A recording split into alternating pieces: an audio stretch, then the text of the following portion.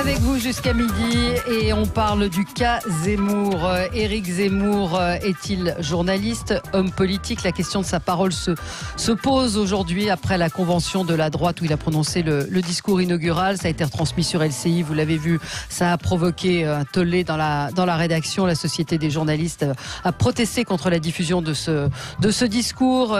Il y a également la rédaction du Figaro qui demande à la direction de prendre des mesures. SOS Racisme a lancé une pétition pour demander à la chaîne de renoncer à l'employé puisqu'il est annoncé sur CNews. Qu'en pensez-vous? 0826 300 300. On en parle avec Jacques de Guilbon. Bonjour, vous êtes directeur du magazine L'Incorrect. L'Incorrect, c'est le co-organisateur de la convention de la droite d'où Éric Zemmour a livré son discours. Et Benjamin Lucas, porte-parole de Génération.s. Bonjour. Vous dénoncez la couverture médiatique dont Éric Zemmour a bénéficié. Rémi, j'ai resitué un petit peu, mais un petit rappel de la situation. Oui, simplement un rappel des faits, c'est que tout a commencé déjà le 22 septembre. Rémi Pernelet, je ne vous ai pas présenté autour de ce plateau. Oui. Alors, le 22 septembre, le Parisien avait annoncé qu'Éric Zemmour allait arriver sur CNews. Je rappelle qu'il participait chaque semaine à l'émission Ça se dispute entre 2003 et 2014. Il en avait été exclu fin 2014 suite à une interview dans le Corriere della Sera. D'ailleurs, ses propos ont été ensuite jugés et puis il a été relaxé, je signale. Donc, voilà, il reviendrait donc sur CNews. Il y a pas mal de personnalités politiques qui participent comme chroniqueurs dans différents débats. Mais l'arrivée éventuelle d'Éric Zemmour est celle qui provoque véritablement un débat. Alors bien sûr, depuis samedi, il y a eu son intervention à la Convention des droites. Vous le disiez, 400 signalements au CSA, beaucoup de réactions. Donc voilà, il y a deux débats. Est-ce que LCI elle-même a eu raison? Fabien Amias a expliqué qu'il regrettait d'avoir diffusé intégralement son discours. Premier débat. Deuxième point, est-ce qu'il peut être encore chroniqueur ou en tout cas participer à une émission de débat comme c'est prévu à CNews? Oui, et il intervient également sur Paris Première dans Zemmour et Nolot qui passe à travers les gouttes d'ailleurs des attaques. Et si je ne m'abuse, il intervient encore sur RTL de temps en temps. Oui, il est sur RTL. Il est débatteur une fois par semaine le vendredi. Benjamin Lucas, je vais vous laisser commencer, nous dire vous ce que vous reprochez. Vous ne voulez pas que CNews puisse donner une émission à Éric Zemmour. Pour quelle raison? Parce que M. Zemmour incite à la haine. M. Zemmour, il professe des théories qui sont des théories racistes. Et enfin, imaginerait-on aujourd'hui donner la parole à Brasillac et en faire un commentateur de l'actualité? Imaginerait-on donner au maréchal Pétain une chronique dans une émission? Enfin, tout cela est quand même...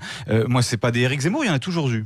Il y en a toujours eu des gens pour professer la haine, le racisme, il y en a toujours eu. Mais ce qui est nouveau dans l'époque que nous vivons, c'est la légitimation qui est faite par un certain nombre de grands médias. Monsieur Zemmour a été condamné pour incitation à la haine raciste. Monsieur Zemmour, il défend des théories comme la théorie du grand remplacement ou de la remigration qui sont des appels à la haine, des appels au meurtre, des appels à la déportation. En quoi c'est des appels à la haine ou au meurtre? Je vais vous répondre, qui sont un grand...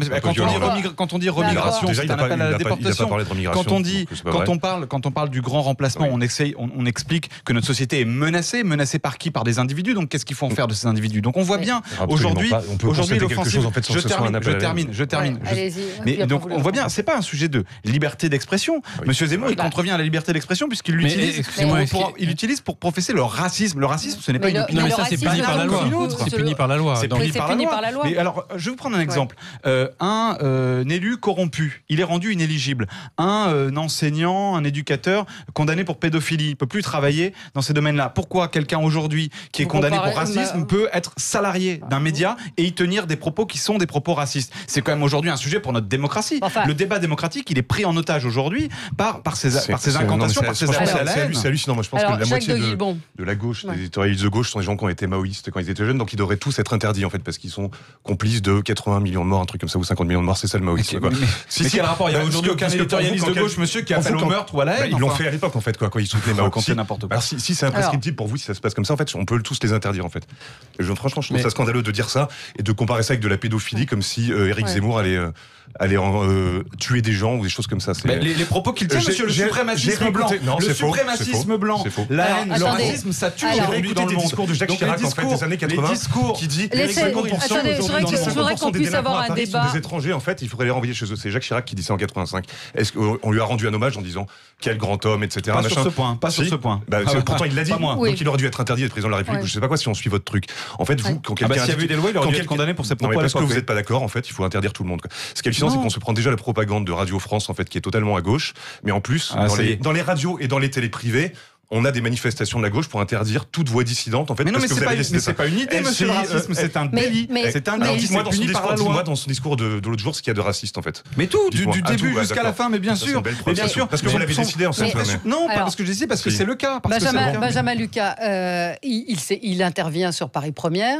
Il n'y a pas eu de. Est-ce qu'il ne faut pas débattre pour combattre Zemmour, ce que vous dites qu'il faut faire? Est-ce qu'il ne faut pas débattre contre lui? Et CNews n'annonce pas une tribune à Éric Zemmour, ils annoncent un débat, donc avec un débat contradictoire. Donc... Mais il y a deux choses. Le débat démocratique, ça implique quand même de respecter les valeurs de la démocratie. Moi, je ne crois pas aujourd'hui que le racisme, que l'islamophobie, ce soit des valeurs, que ce soit des principes acceptables en démocratie. La République française, elle s'est bâtie sur la cathophobie, en fait. Ça n'a jamais gêné personne. Mais pas n'importe quoi. Ce n'est pas un débat démocratique aujourd'hui. Vous avez M. Zemmour qui est quelqu'un qui incite à la haine. Mais enfin, ça devrait nous choquer aujourd'hui que des médias se fassent les porte-voix de ça. On a plus simplement banalisé, on a aujourd'hui normalisé, légitimé ce discours dans la sphère médiatique. Ce n'est pas un discours normal dans la République. À la haine contre le catholicisme au XVIIIe siècle, il faudrait l'interdire. Vous comparez Zemmour à Voltaire, vous racontez vraiment n'importe quoi. Alors, donc il incite pas à la haine contre le catholicisme. Reprenez tous ces textes, vous verrez, c'est scandaleux. Et la République s'est bâtie là-dessus. Donc là, ça, on avait le droit.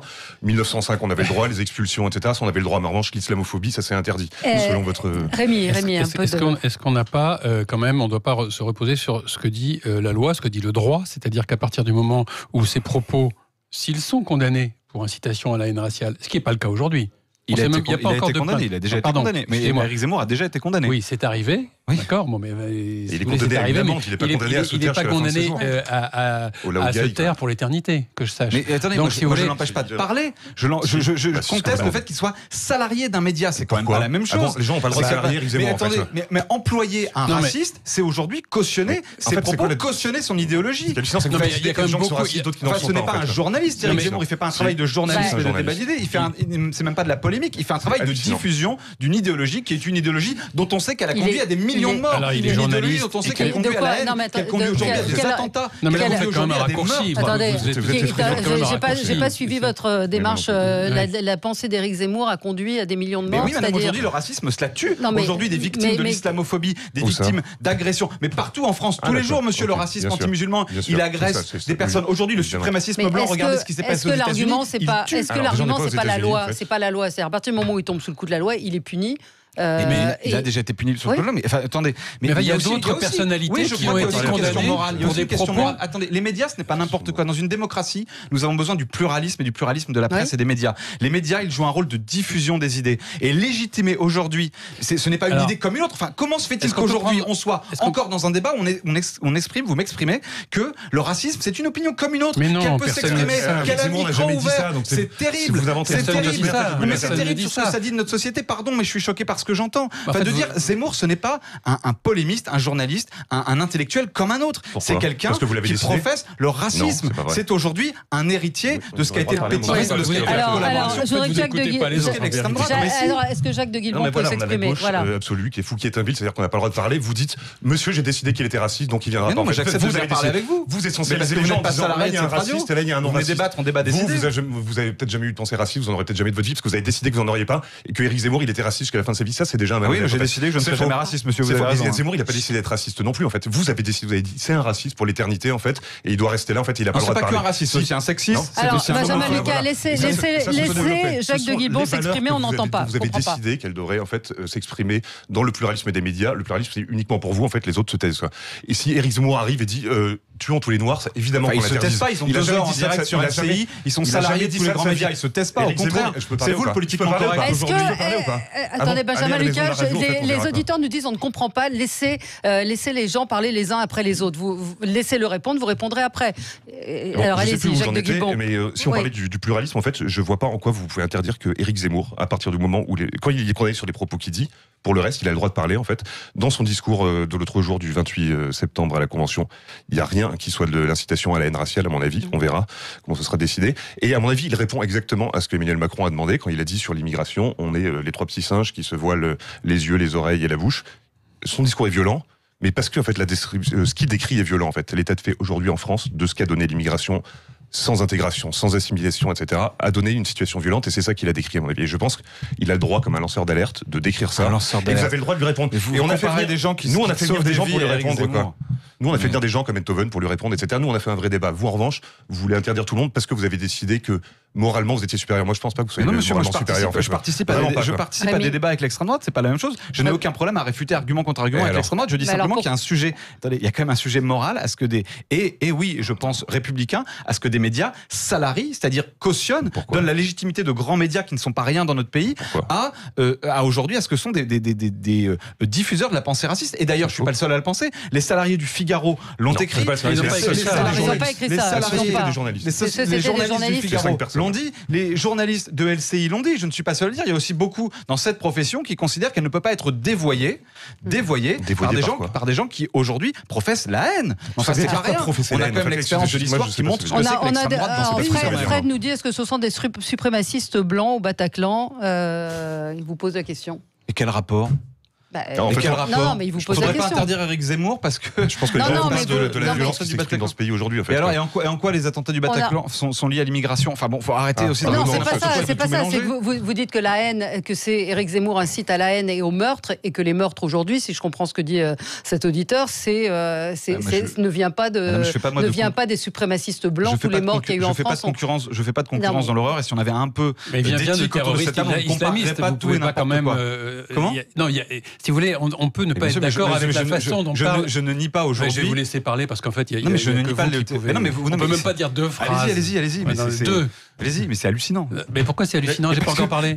Est-ce qu'on peut débattre? C'est la question. Alors, on peut débattre, on peut pas raconter n'importe quoi quand même. Quel rapport avec le Bataclan? Mais raconter n'importe quoi, c'est la fin du débat, Benjamin Lucas. Raconter n'importe quoi, c'est la. Non, mais raconter, dire que ce que dit Rémi Pernelet est n'importe quoi, ça veut dire qu'on ne débat pas. On ne débat pas. Quel rapport entre le Bataclan et Éric Zemmour? Le rapport, c'est qu'il explique qu'il y a aujourd'hui une dérive de l'islam. Que l'islam, il y a des intégristes qui sont au sein de l'islam et qui ont du pouvoir dans la société en France, qui commettent des actes et qui sont les responsables pour commettre des actes, des meurtres. Donc moi, je vois un rapport, quand même, un petit rapport. Vous voyez, je vois un rapport avec les frères Kouachi, je vois un petit rapport avec le Bataclan. Donc voilà. Alors on peut balayer tout ça d'un revers de main et de dire Éric Zemmour est définitivement raciste et il est suprémaciste blanc. Je pense pas qu'il soit suprémaciste blanc. Je pense qu'il tient des propos qui sont critiquables et on a le droit de les critiquer. Mais il a aussi le droit, tant que ça tombe pas sous le coup de la loi, de les émettre, y compris à la télé et à la radio, il me semble. Voilà mon point de vue. Et moi, j'ai le droit de considérer qu'Éric Zemmour ne devrait pas parler parce que ses propos, encore une fois, engendrent de la violence et de la haine dans notre société. La République, c'est vrai qu'il a le droit de le penser, ça c'est vrai. Donnez des exemples de violences engendrées par Éric Zemmour. Je vous dis, je réponds à monsieur. Moi, je crois aujourd'hui qu'Éric Zemmour, il ne dit pas ce que vous dites. Éric Zemmour, il dit que les femmes voilées sont une menace pour la République.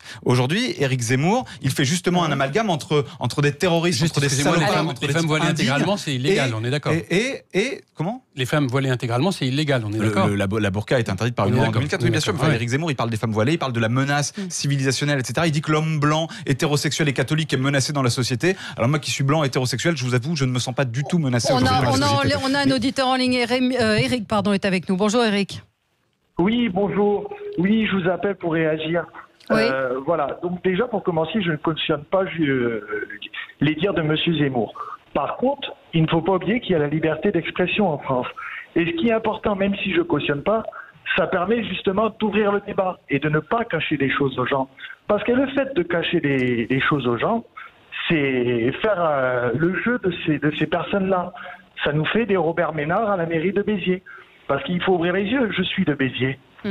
À Béziers, Robert Ménard fait exactement la même politique que M. Zemmour. C'est de l'islamophobie à ciel ouvert. Il faut se rendre compte de tout ça. Et peut-être que les gens, justement, en parler, montrer aux gens, voir ce que c'est, en débattre, ce qui en permet, c'est sûr que M. Zemmour permet d'ouvrir le débat. C'est ce qui est important. Et après, c'est aux gens de leur faire propre choix. Parce qu'actuellement, vous venez sur Béziers.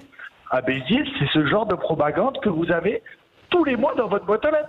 Vous avez le petit magazine de la ville de Béziers, et ce petit magazine, c'est de la propagande pro-ménardienne. Et vous dites, Éric Zemmour doit pouvoir s'exprimer et on doit lui répondre. Ouvrir le débat, ça permet d'en discuter, ça permet chacun de donner son opinion et de se faire une opinion. Et au moins de montrer les choses aux gens. Parce que qui parle de Béziers? Qui parle de la politique de Béziers? Personne. Pourtant, je peux vous assurer qu'il y aurait de quoi faire. Merci d'être intervenu sur l'antenne de Sud Radio. On a Runza qui nous dit par contre interdire Dieudonné, ça va tout seul. Quand il s'agit d'un Zemmour, personne ne l'interdit car il ne s'attaque pas à une certaine communauté. C'est vrai que ce sont des tweets qu'on a pu voir circuler, dont plusieurs personnes à LCI ont cité cet argument. On se retrouve dans un instant, 0826 300 300, à tout de suite. Débat ce matin, Éric Zemmour est-il un journaliste comme un autre journaliste, homme politique? On en parle avec Jacques de Guilbon, directeur du magazine L'Incorrect, qui a organisé la Convention de la droite, co-organisateur de la Convention de la droite ce week-end. Benjamin Lucas, porte-parole de Génération.s, c'est le mouvement de Benoît Hamon. Rémi Pernelet également en plateau avec moi et Adrien Lenoir, membre du bureau national de SOS Racisme, qui est avec nous. Bonjour. Bonjour. Vous avez lancé une pétition visant à interdire Éric Zemmour sur CNews. En tout cas, demandant à la rédaction de CNews, à la direction de CNews, de ne pas lui donner d'émission, ce qui est en cours de discussion. Une émission quotidienne qui serait prévue à 19h. Ce matin, le Parisien nous dit animée par Christine Kelly éventuellement. Enfin, il y a plusieurs noms qui circulent. Vous ne voulez pas que CNews donne une émission à Éric Zemmour? Ouais, écoutez, de qui on est en train de parler? On est en train de parler quand même d'un personnage qui, depuis des années, au travers de ses différentes productions, tape à bras raccourcis sur les femmes, sur les homosexuels, sur les immigrés, sur les musulmans, sur les Français d'origine immigrée. Souvent, d'ailleurs, il confond un peu tout ça, d'ailleurs, souvent dans son esprit. C'est quelqu'un qui est maintenant condamné par la justice française plusieurs fois, à multiples reprises ces dernières années, pour incitation à la haine raciale, pour incitation à la discrimination, pour incitation à la haine religieuse. On a de nombreux exemples sous le coude. Donc quelqu'un qui en fait est un repris de justice et qui est quelque part condamné par la justice française pour ses malfaisances. Plus récemment, on vient de l'entendre s'exprimer justement à la Convention des droites. Je vais quand même reprendre une ou deux phrases pour qu'on se rende compte de ce qu'il est en train de nous raconter. Il nous parle d'une islamisation de la rue, comme les uniformes d'une armée d'occupation rappellent aux vaincus leur soumission, en parlant du voile ou en parlant de divers signes religieux. Il nous explique qu'au triptyque d'antan, immigration, intégration, assimilation, c'est substitué invasion, colonisation, occupation. Et il nous parle carrément d'une guerre d'extermination de l'homme blanc hétérosexuel catholique. Donc en fait, on est quand même face à un personnage qui est dans la haine constamment, qui se sert d'appui de ces différentes fenêtres médiatiques pour appeler à la haine, et qui est en train de poser les bases, en tout cas, de ce que on peut rattacher à la théorie du grand remplacement. Vous avez sûrement entendu parler de cette théorie, la théorie du grand remplacement. C'est cette théorie qui nous explique, qui dit que les immigrés sont en train de coloniser le pays par l'intérieur, à la fois en faisant tout un tas de femmes et d'enfants, puis à la fois en s'appuyant sur je ne sais quelle élite politique qui aurait intérêt financier ou idéologique donc vous dites à organiser ce grand remplacement. Juste, il nous reste assez peu de temps. Vous dites qu'il ne faut pas qu'il intervienne, il ne faut plus qu'il intervienne dans les médias. Eh bien, je dis que quand on pose les bases de son discours du grand remplacement, ça mène à Christchurch. Et je dis que en fait, finalement, il y a des conséquences aux mots qui peuvent être posés. Et quand on regarde, je fais référence à Christchurch parce que quand on regarde ce qui vient de se passer en Nouvelle-Zélande et qu'on regarde le manifeste de la personne qui a tué une 50aine de personnes, cette personne fait référence au grand remplacement. Cette personne fait référence à ces idéologies. Donc on est en train de laisser un personnage diffuser des idéologies qui mènent à des tueries massives. Alors attendez, je voudrais qu'en plateau, donc Jacques de Guilbon puisse répondre. Oui, non, je suis assez scandalisé par ce que j'entends, mais ça m'étonne pas, en fait, venant d'SOS Racisme. Quand Éric Zemmour parle d'islamisation de certaines rues ou de certains quartiers de manière visuelle, c'est un appel à la haine religieuse ou raciale, Je veux bien dans ce cas-là être condamné aussi, parce que c'est quelque chose qui existe, et on a le droit de constater que ça existe dans certaines rues, dans certains quartiers, quoi. Si on n'a plus le droit de dire ça, en fait, je sais pas où on va. L'appeler repris de justice, on peut dire que oui, Voltaire aussi était un repris de justice, et que c'est peut-être une gloire dans ce sens-là.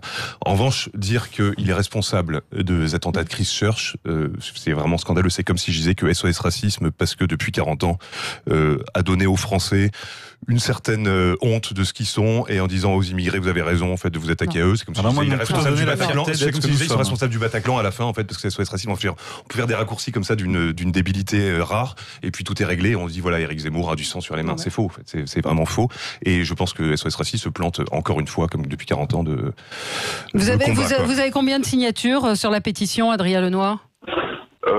La pétition qui a été lancée hier doit être à peu près à 3000 signataires, je crois. Mais le fait de ne pas pouvoir l'argument qui est de dire, et ce que nous disent nos auditeurs de Sud Radio, il faut commenter, il faut pouvoir débattre, parler, opposer des idées aux idées. Oui, mais la liberté d'expression, en l'occurrence, c'est rigolo parce que des gens qui sont très concernés par la préservation de la culture française empruntent au modèle américain sur la question de la loi. La liberté d'expression, dans notre pays, dans notre chère France, en fait, elle est encadrée. Et elle dit, c'est rattaché à la loi de la presse, et elle dit de manière assez claire qu'il y a une limite à la liberté d'expression. Cette limite, en fait, c'est l'expression de la haine, c'est la stigmatisation. C'est la justice, non? C'est la loi, la limite. C'est la loi. C'est la loi. Donc, mais là, il n'y a pas eu, le parquet n'a pas été saisi pour les propos ne s'est pas saisi pour les propos d'Éric Zemmour samedi. En l'occurrence, nous venons de saisir le parquet à ce jour, et nous effectuons évidemment une saisie du CSA également à ce jour. Par rapport aux propos qui ont été tenus à la Convention des droites.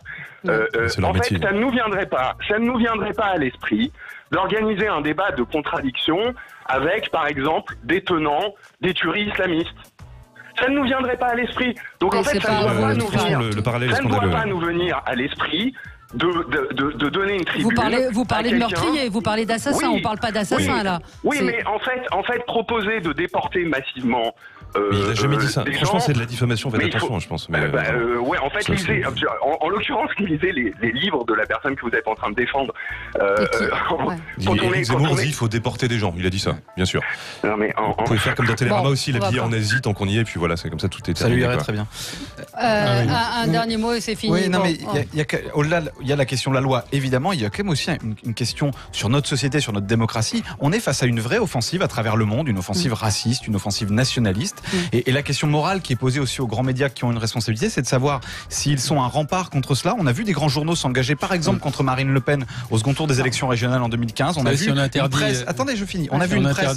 On a vu la liberté d'expression. C'est comme ça que les médias sont décrédibilisés. On a vu une presse s'engager contre le racisme et l'antisémitisme, qui ne sont pas de l'expression, qui sont des délits, qui sont des incitations à la haine, où elle peut choisir d'amplifier ce mouvement. Je prends un exemple. Il y avait ce week-end, ça ne vous intéresse sans doute pas, mais il y avait toute la gauche qui était rassemblée pour parler de solutions qui sont quand même des angoisses autrement plus importantes pour les Français, qui sont celles du climat, qui sont celles de leur emploi, qui sont celles de leur pouvoir d'achat, plutôt que de s'exciter encore et toujours sur les musulmans qu'on veut stigmatiser. Donc je crois qu'il y a aussi une responsabilité des médias pour faire vivre un vrai débat démocratique sur les solutions pour notre pays et pas sur les fantasmes de M. Zemmour. On aura l'occasion d'y revenir, bien évidemment. Merci Adrien Lenoir, merci Benjamin Lucas, merci Jacques de Guilbon et merci à Rémi Pernelet. Il y a beaucoup de choses à dire, on n'avait pas assez de temps et je pense qu'on va refaire un débat sur le sujet parce que nos auditeurs sont aussi très partagés sur le sujet. Certains sont choqués par le rapprochement qui est fait avec Christchurch en disant que les principaux attentats sont quand même ont été perpétrés au nom d'une autre idéologie un peu partout dans le monde. Merci à vous. On se retrouve dans un instant pour commenter l'actualité. À tout de suite.